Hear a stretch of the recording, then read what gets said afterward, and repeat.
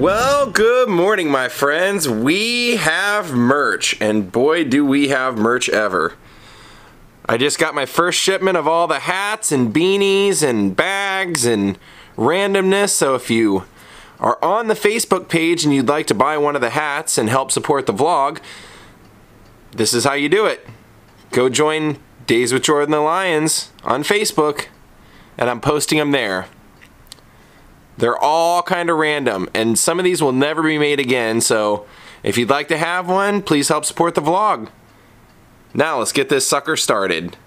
Well, good morning again, friends. How are you today? I hope you guys enjoyed watching the 77 Sunset Strip vlog yesterday. Today I gotta work again all day in Santa Barbara, so you guys are going on an adventure without me. Actually, I'm there, but I was already there. So you guys will enjoy this, I hope you do. And I'll see you at the end of the vlog. Take care, guys.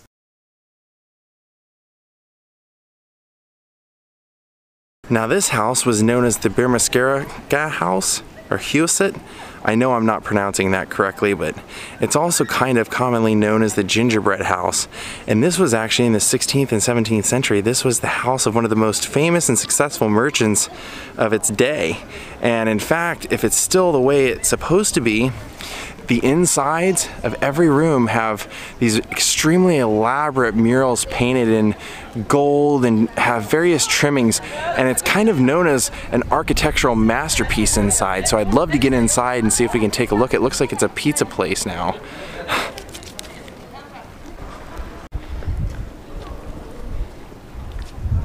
Now, one of the things we're going to be looking for while we're here is a place that was called the Wine Cellar.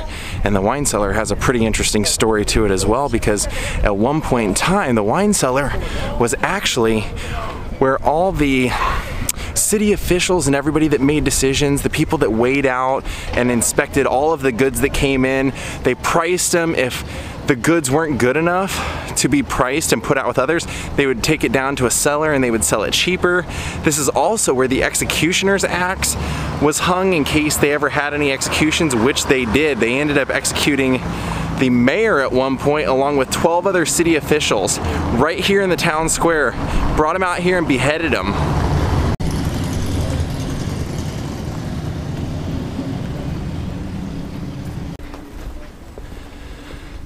I know you guys don't mind walking tours.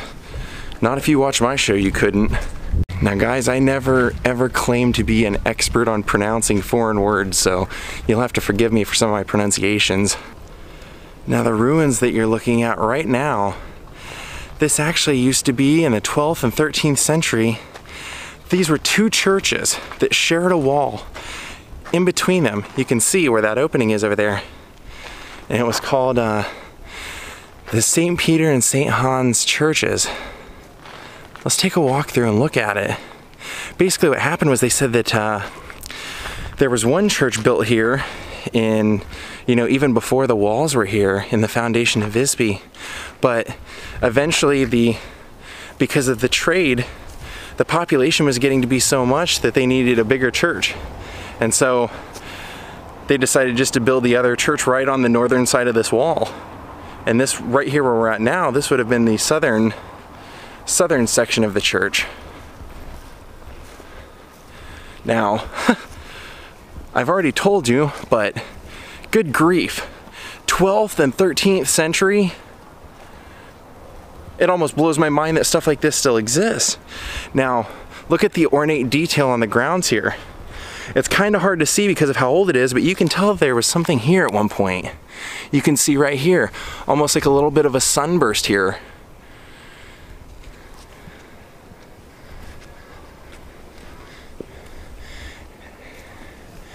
And obviously I can't be completely 100% sure, but this kind of looks like an altar where you might have seen the preacher of that day walk up here and stand behind this and possibly get up here and do his preaching from here. Look at the detail just in the top. Man, I love history. And I love the fact that the people that watch this channel, you get as excited and enthusiastic about it as I do.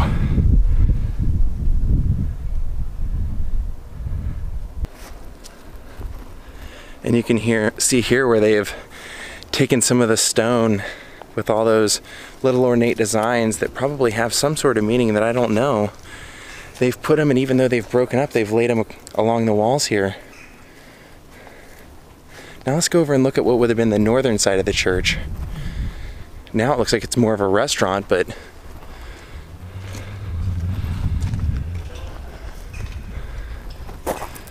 yeah, it's a cafe now. But there are ruins in there.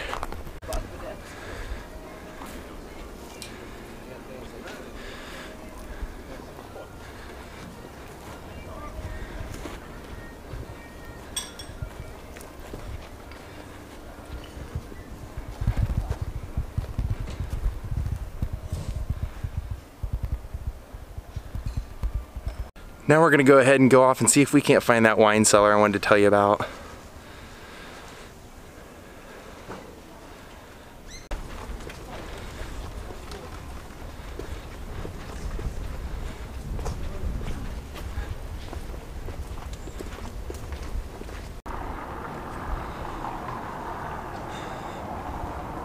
Wouldn't mind having this area to live in.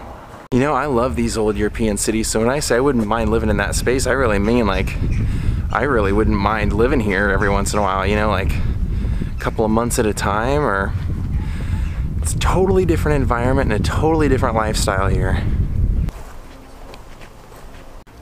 Cool house alert, cool house alert.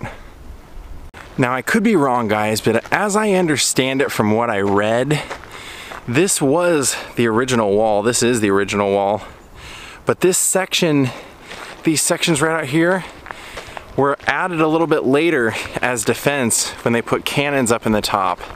And that was shortly, as I understand it, after when the farmers had revolted and they built all this. They actually added that on, let's see, like 100 years later, it sounded like.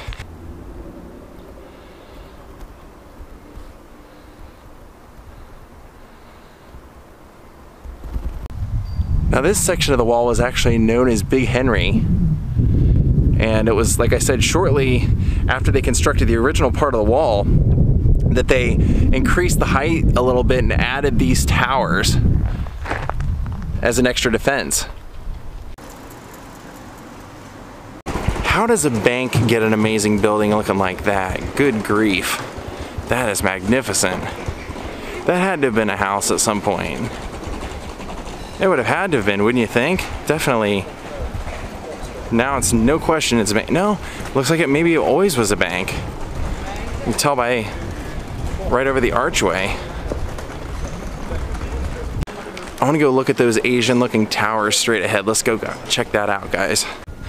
Now when I'm out vlogging in Hollywood, I know pretty much most of what I'm going out to vlog, so I don't hardly ever leave my house with any kind of notes or anything like that. If anything, I maybe write down dates so that when I give you reference dates, I don't mess them up. But this trip, all I had to go on was I had a book on Visby, which is everything inside these walls. And wouldn't you know it, I walked out of the house today without it. So everything that I'm telling you about, since I only have Wi-Fi in certain places, is just what I remember from reading the book. Great googly moogly, look at that place. That's gotta be a church, but wow, man. Now I can't be 100% sure on this, but this looks like a graveyard of some sort. And this might actually be what I had read online, or maybe it was in the book, where they had said that some of the oldest pieces of Visby, when there was a fire and there was destruction, and they had to rebuild it, they took what was left, just the fragments, and brought them to a park and laid them up against a wall. And they said there was nothing really of much significance to see, just a bunch of pieces. But if you look here, there was clearly something written into that, clearly. And that's clearly a grave, 1806.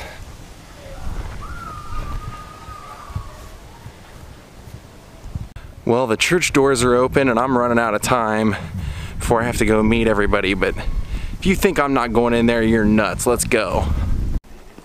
Actually, I guess I'm not going in because you have to pay to go in, and I literally only have like 5 minutes to spare before I have to go meet them. So this is maybe gonna have to wait till the next time I'm over here.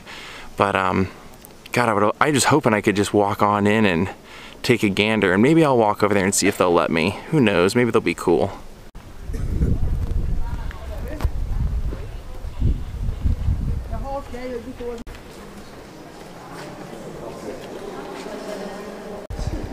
Wow, well, a church service just let out, so I kind of feel a little bit odd because they were all walking out as I was walking in.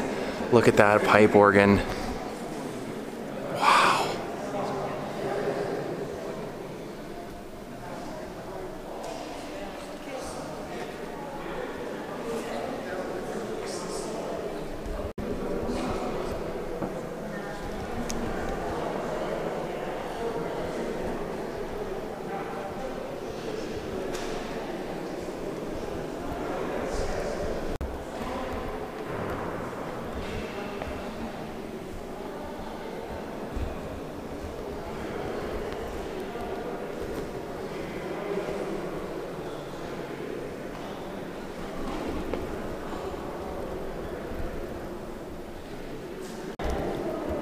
Look at the ground.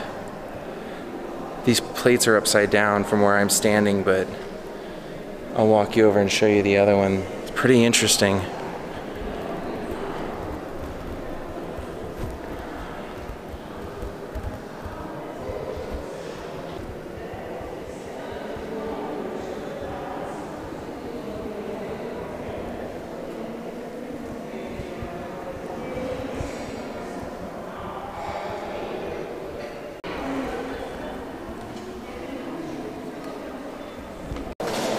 And this is the church that we were just in that we're leaving now. And this is the back of St. Maria. Now I'm trying to find my way to the meeting place. And I just keep seeing ruins that I want to walk through. It's the downside to having plans, stuff you gotta do. Oh, we have to go to this next time I'm here.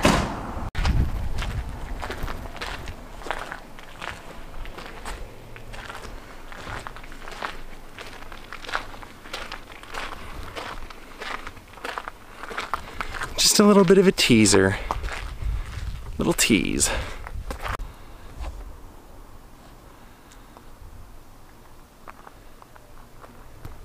And this is actually the inside part of exactly where I started today. Exactly. Right on the other side of this is literally the water that I showed you to begin. And of course, look at all those. It makes you wonder, but all those holes would have been for bows and arrows and mainly cannons and defending the water side of the wall. That's an awful lot. Well, good evening, Lionhearts. I'm home from work, all the way back from Goleta, which is like 2 hours away. It's kind of a little bit past Santa Barbara. Hard day of work, but I'm done. And I hope you guys enjoyed seeing a little throwback to Visby. This one was a little bit special to me because I actually filmed that on my birthday. When I was looking through all the stuff that I have from my Sweden and Iceland and all that stuff, and I noticed that was filmed on my birthday. I don't know, something, nostalgic came over me, and I said, you know what, let me do that one today. So I hope you guys enjoyed seeing the St. Maria Church and all the great, well, I guess basically they were all ruined churches today. Hope you guys enjoyed it. I sure miss that place. I sure miss it. Anyway, thank you for watching. Tomorrow we'll be back to day of content, not pre-recorded. And that's it. Hope you guys enjoyed yourself. I hope you had a great day, a great weekend, and I'll see you all tomorrow. I want to thank Harry Benson, Ravon Day, and Kara for all becoming new Patreons today. Thank you so much. And people that bought Daze with Jordan the Lion hats today on Facebook, I sent you a little something special for buying today. Thank you so much. The rest of you, see y'all tomorrow. Have a great night. Goodbye.